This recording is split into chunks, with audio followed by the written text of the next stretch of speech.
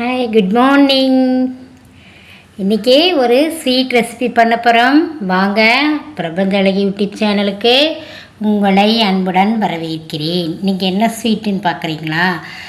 பச்சை பயிறு எடுத்துருக்கேங்க. பார்த்தீங்களா, பச்சை பயிறு, நல்ல பச்சை பயிறு வாங்கி வந்திருக்கேன். அதை கழுவி காய வச்சு எடுத்து வச்சுருக்கேன். அது வந்து ஒரு 1/4 கிலோ இருக்கும்னு நினைக்கிறேன். ஆனால் எவ்வளோன்னு தெரில, ஒரு 1/4 கிலோ இருக்கும். அது எடுத்திருக்கேன். ஒரு 100 கிராம் வந்து பச்சை வேர்க்கடலை எடுத்திருக்கேன். ஒரு 200 கிராம் வந்து வெல்லம் எடுத்திருக்கேன். பாதாம் வந்து ஒரு 10 எடுத்திருக்கேன். 4 ஏலக்காய் எடுத்திருக்கேன். இது தாங்க பச்சை பயிர் லட்டு பண்ண தேவையான பொருட்கள். எப்படி பண்ணலாம் அப்படின்னா, பச்சை பயிரை நல்லா வறுத்துடணுங்க. நல்ல வாசனை வர வரைக்கும் வறுக்கணும். வறுத்து எடுத்துகிட்டு அதுக்கப்புறம் வேர்க்கடலை இருக்குது பாருங்கள், அதுவும் பச்சை வேர்க்கடலை தான். அதையும் நல்லா வறுத்து எடுத்துடணும். கொஞ்சம் பாதாம் போட்டுக்கலாம். ஒரு 10 பாதாமும் ஒரு 4 ஏலக்காய் அதையும் அது கூட போட்டு தனித்தனியாக வறுத்து ஒரு பிளேட்டில் கொட்டி ஆற வச்சுட்டு, அதுக்கப்புறம் என்ன பண்ணணும் அப்படின்னா, அதெல்லாம் நல்லா பொடிச்சிடணுங்க. பொடிச்சிட்டு இந்த வெல்லம் இருக்குது பார்த்திங்களா, இப்போ வந்து பச்சை பயிறு ஒரு 1/4 கிலோ அப்படின்னா, உங்கள் ஸ்வீட்டுக்கு தகுந்த மாதிரி, உங்கள் வீட்டில் எல்லோரும் எப்படி ஸ்வீட் சாப்பிடுவாங்களோ அதுக்கு தகுந்த மாதிரி வெல்லம் எடுத்துக்கோங்க. அதில் கொஞ்சோண்டு தண்ணி ஊற்றிட்டு அடுப்பில் வச்சு பாகாக வந்து நீங்கள் அதை கொஞ்சம் இலக்கிட்டிங்கன்னா ரொம்ப நல்லதுங்க.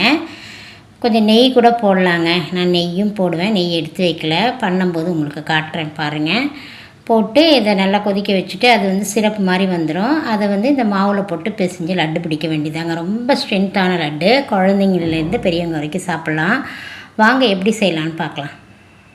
பாசிப்பருப்பை நல்லா வாசனை வர வரைக்கும் வறுக்கலாங்க. தண்ணி ஊற்றி வச்சுருக்கேன். அது கொஞ்சம் கரையிட்டோம். அப்போ தான் உங்களுக்கு அடுப்பில் வச்சு காய்ச்சும் போது ஈஸியாக இருக்கும். பாகுபதெல்லாம் வர வேண்டாம். நல்லா சூடு பண்ணிவிட்டு அதை வடிகட்டணும், அவ்வளோதான். பார்த்து தான் வடிகட்டணும். ஒரு 10 பாதாம் 4 ஏலக்காய் போட்டு அதையும் வறுக்கலாங்க. ஓரளவு வந்து பச்சை பயிறு வறுத்தாச்சு, ஆனாலும் இது கூடயே போட்டு வறுத்துடலாம்.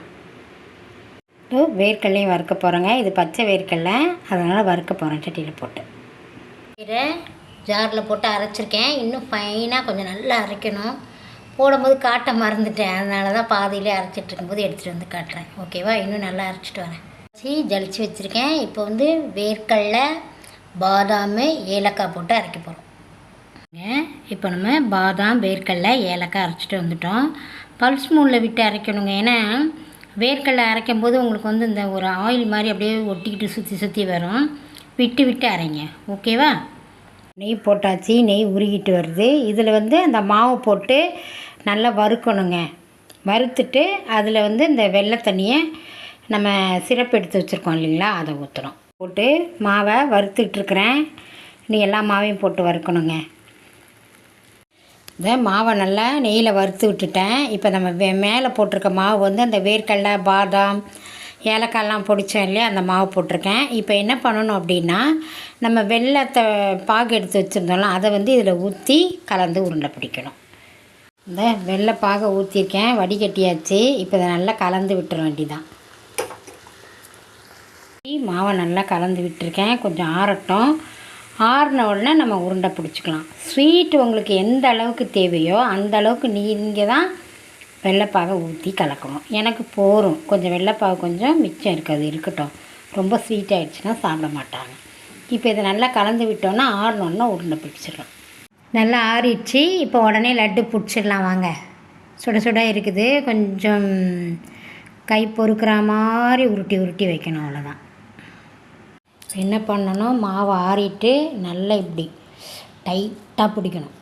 ஏன்னா சூடாக தான் இருக்குது. எனக்கு வீடியோக்காக நான் சூடாக பிடிக்கிறேன். நீங்கள் கொஞ்சம் ஆறின பிறகு கூட பிடிச்சிக்கலாம். இப்படி டைட்டாக பிடிச்சி உருட்டி வச்சிட வேண்டியது. அந்த இருக்குல்ல, உருட்டி வச்சாச்சு, அவ்வளோதான். லட்டு இப்படியே பிடிச்சி வச்சிட வேண்டியதான்.